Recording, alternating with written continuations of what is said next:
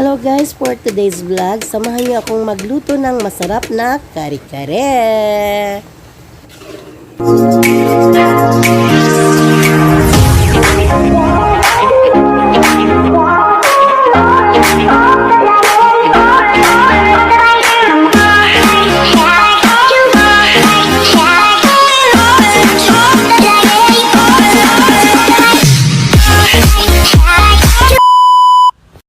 Ito yung mga sangkap ng ating lulutuin. Ayan, tuwalya ng baka at muka. Ayan, talong. Meron tayong puso ng saging. Yan ang pechay natin. Siyempre, ang sitaw or string beans. At ang peanut.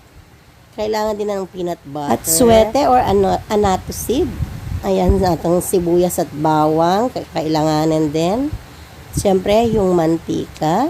May konting asin at yan yung ating at suwete guys. Ayan. Na tayo guys, mag-isa tayo ng bawang at sibuyas. Ayan, konting mantika lang po guys kasi magmamantika na yung ating lulutuin. Halo-halo lang tayo hanggang sa medyo maging mamula-mula ng ating sibuyas at bawang. Lagay na rin yung pinakuloang mukha ng baka. Ayan guys. Medyo pag hinugasan yung tuwalya, hugasan sa asin para mawala yung lansa niya. Ayan. Malambot na siya bago natin siya ginisa kasi pinakuluan na siya ng maaga. Ahead of time, pinakuluan na ang mukha ng baka, yung tuwalya. Ayan siya nga pala, meron siyang konting tubig ha. Dinagdagan ng konting tubig para hindi manikit. Ayan guys, start na natin lagay yung mga gulay. Inuna ko na yung sitaw.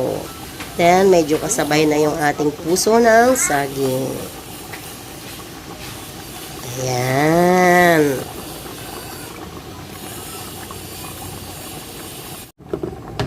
Nabawahan ng konti. I-mix natin guys para medyo mailalim ng konti yung mga gulay ng maluto ng ayos.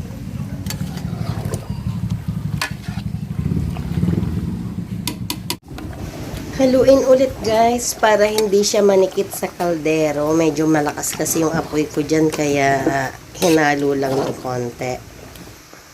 Ayan, for the talong na tayo, ilagay na natin yung ating mga talong o ang eggplant guys. Ayan. Talong. Ayan na yung anato seed guys.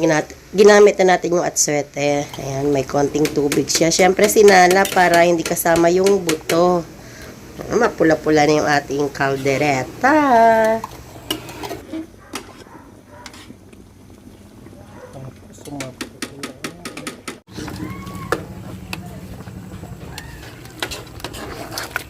Haluin lang guys, ayan, para hindi manakit, hinahalo lang.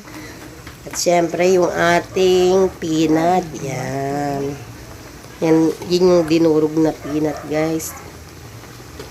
Ayan, kami sangag at nagdurog ng peanut para ma-sauce, ma-creamy ang ating kalderetang tuwalya. Ayan guys, manipa more.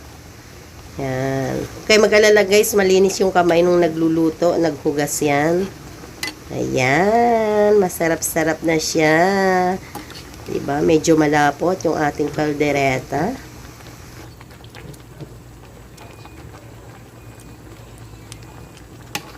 Yan na guys, yan. Lagyan natin ng konting bechamel lang guys, konti lang. Yan, ilagay na rin natin yung peanut butter guys. Ayan.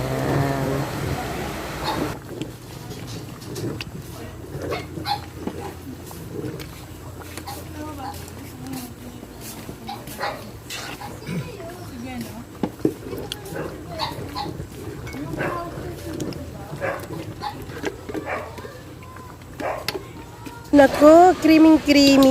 Mukhang masarap na masarap ang ating kaldereta. Ayan, ito na po yung ating last na ingredients. Yung ating pechay. Ayan na, last na yan, ang pechay. Ayan guys, luto na yan. Titikman na lang natin kung tama lang yung alat niya. Dapat hindi siya maalat kasi papartneran natin siya ng bagoong. Ayan guys, creamy. Ready to serve na. Ayan, sa mga gustong magpaluto ng kare-kare, ayan, PM lang kayo sa akin guys. Ayan, kita nyo, mayroon siyang, ayan, tuwalya ng baka, may pechay, may sitaw, may talong, at syempre meron din tayong puso ng saging guys. Ayan. Tara na, sabayan nyo akong kumain. Ayan, sandukin na natin yung ating niluto. Ayan, ang ating kare-kare lunch for today.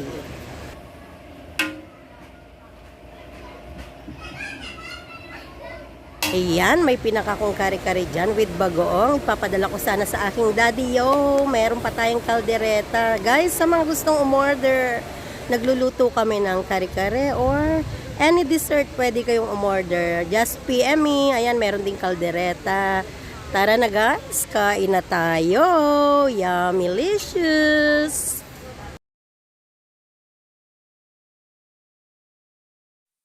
Ayan ang ating homemade bagoong. Ayan, yan ang ating sweet bagoong. Yung isa naman, yan ang sweet na bagoong. Medyo manamis-namis. Ito ang ating spicy guys, yung mga mahilig sa maanghang. Meron din tayong maanghang para sa mga mahihilig dyan. Ayan, let's eat!